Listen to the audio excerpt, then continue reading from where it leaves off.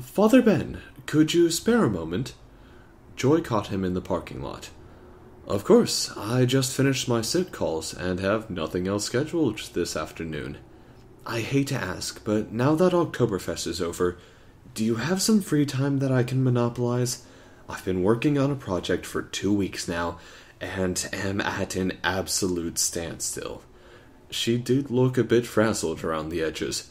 He hadn't noticed it before, but her cardigan was buttoned wrong, one button off the whole way up, so it made her look lopsided. Should he mention it?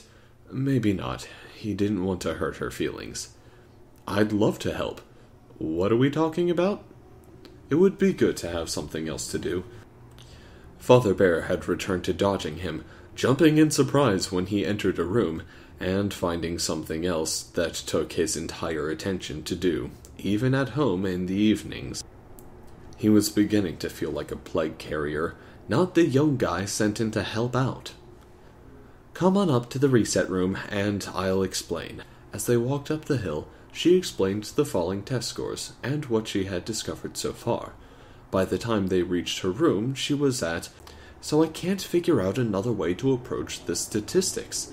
We definitely have something going on. I just can't get a grip on what. She looked down at the scattered papers in dismay. Should we move out? There has to be a free room somewhere. It's not a problem. I work well on the floor. One of the fringe benefits of many nieces and nephews. Father Ben folded himself down to sit. I noticed you said data, so it sounds like you are only looking at the test results. Have you considered reset room visits? Do you keep track of them? Good idea. I keep statistics in case the school board decides my salary would be better spent on pencils and computers. Joy went over to get her computer. I was too over-focused on the question to think of anything but what Elizabeth gave me.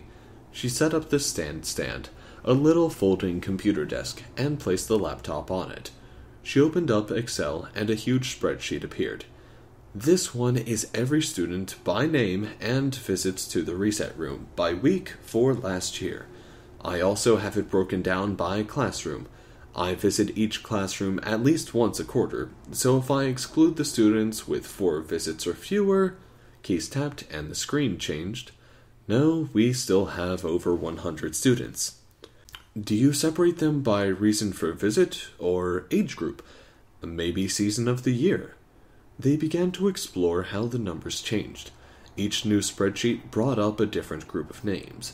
None of them resembled that 4th list she had given Elizabeth, the one with unexplained falling test scores. They had been at it for 2 hours. The school had been dismissed. All the students were gone. Even the teachers had begun to filter out, leaving the building empty and quiet. The only sound apart from their voices was the gentle swoosh of the dust mop as Joel readied the school for tomorrow's onslaught of students. Wait a sec. What if rather than looking for a trigger, we look for the students who don't have one?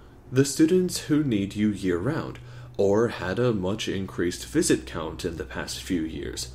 Don't exclude the students who have education plans or a diagnosis. Just anyone you see year-round. I'm not even sure how to build a filter for that. Can you just print it out? If it was all visible at one time, maybe we could pick up patterns. I used to love to entangle Nanaji's jewelry. She'd pay me a quarter. Child labor, call the cops. I guess we could print it out and tape them together in the media room. Joy's stomach growled audibly. While you are working on that, I'll go down to the rectory and make us a couple of sandwiches. We missed our after-school snack.